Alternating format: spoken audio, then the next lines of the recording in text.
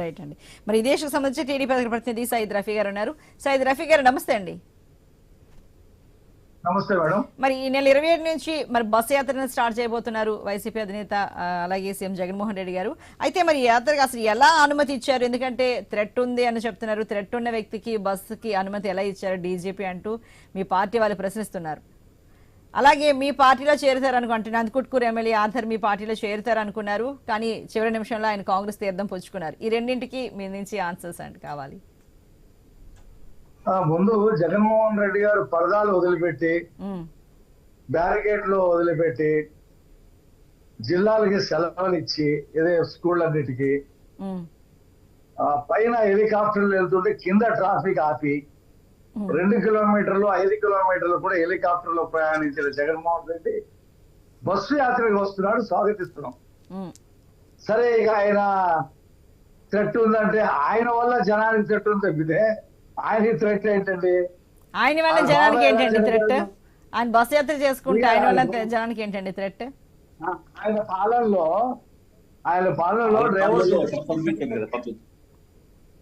పాలనలో డ్రైవర్ సుబ్రహ్మణ్యం దళితుడు చనిపోతే చంపినటువంటి అనంతబాబుని పక్కనేసుకుని తిరుగుతా ఉన్నాడు.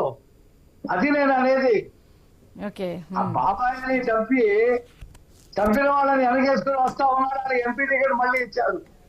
అది కదా కుటుంబ సభ్యులు చెప్తా ఉంది. కాబట్టి హంతకుల్ని, మర్డరర్స్ ని, అలాగే ఎర్రచందనం దొంగల్ని, ఒక రకరకాల మత్తు పదార్థాలు గంజాయి ఉత్పత్తులను వెనకేసుకొస్తున్నటువంటి జగన్మోహన్ రెడ్డి వల్ల ప్రజలకి థ్రెట్ ఉంది తప్పితే జగన్మోహన్ రెడ్డి థ్రెట్ ఎక్కడ ఉంది? ఆయన ఈ నిన్నాళ్ళలో హాయిగా తాడేపల్లి ప్యాలెస్ లో ఏ ఒక్కరిని కలవలేదు. ఎక్కడికైనా వచ్చిందో పరదాలు కట్టుకొని బ్యారిగేట్లు పెట్టుకొని మాట్లాడాడు. ఇప్పుడు బస్సు యాత్రలో వస్తాడు, చూస్తాం ఎలా వస్తాడు ఏంటో. ప్రజలు సిద్ధంగా ఉన్నారు ఆయన అడగటానికి. నేను మొత్తం మద్యం షాపులన్నీ తీసేసి స్టార్ హోటల్కే పరిమితం చేసి ఓట్లు అడుగుతా అన్నాడు. ఏ ముఖం పెట్టుకుని ఓట్లు అడుగుతానికి వస్తున్నాడో అడుగుతారు ప్రజలు. ప్రతి జనవరిలో జాబ్ క్యాలెండర్ ఇస్తానని చెప్పేసి వాగ్దానం చేశాడు యువకులకి. యువకులు రెడీగా ఉన్నాడు. ఎప్పుడు రా జగన్మోహన్ రెడ్డి జనంలోకి ఇన్నాళ్ళు పోలీసుల మధ్యలో నువ్వు వస్తే అడుగుతామని చెప్పి వాళ్ళు జనం అడుగుతా ఉన్నారు. రైతులు పండించిన ధరకి గిట్టుబాటు ధర లేదు, ధాన్యం కొనే పని లేదు. పండించిన ధాన్యం తుఫాను కొట్టుకుపోతే నష్టపరిహారం లేదు, బీమా లేదని చెప్పి రైతులు అడుగుతా ఉన్నారు. గోల్డ్ సెంటర్ ఇవ్వలేనటువంటి ప్రభుత్వాన్ని.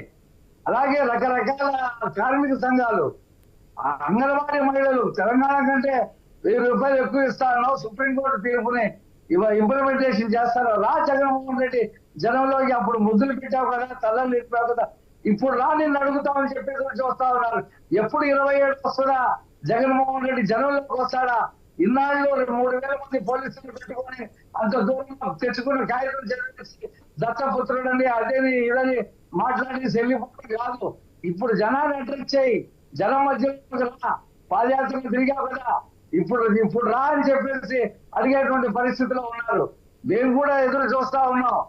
ఇన్నాళ్ళు పోలీసు రాజ్యం నడిపాడు, మాట్లాడిన వాళ్ళందరినీ జైలులో పెట్టాడు, ధర్నాలు లేకుండా చేశాడు, అసలు అసమ్మతి తెలియజేసేటువంటి పరిస్థితి లేకుండా ఒక నిరంకుశమైనటువంటి దోపిడీ రాజ్యాన్ని మొత్తం వనరులన్నీ దోచుకున్నాడు. కాబట్టి అవన్నీ కూడా అడగడానికి ప్రజలు సిద్ధంగా ఉన్నారు. ఆయన రావాలన్న ప్రజల్లోకి, అది మేము చూస్తా ఉన్నాం. ఇంకో విషయం మీరు అడిగారు, మాట్లాడు మా పార్టీలోకి వస్తాను కాంగ్రెస్. మా పార్టీ ఏమైనా అందరికీ ఏమైనా శరణార్థులకి ఏమైనా నిలయమా? అక్కడ టికెట్ రాని వాళ్ళందరికీ తీసుకోవడానికి మేమేమో అందరికి ఎవరికి హామీ ఇవ్వలేదే. మా పార్టీలోనే ఒక్కొక్క సీటుకి 3-4 మళ్ళీ మిగతా పక్షాలు వాళ్ళకి పోయిన సీట్లు, దాంతోనే మేము సతమతం అవుతామండి. ఆర్డర్లు, చార్టర్లు వీళ్ళందరికీ మేము పునరావాస కేంద్రంగా పెడతామా ఏంటి?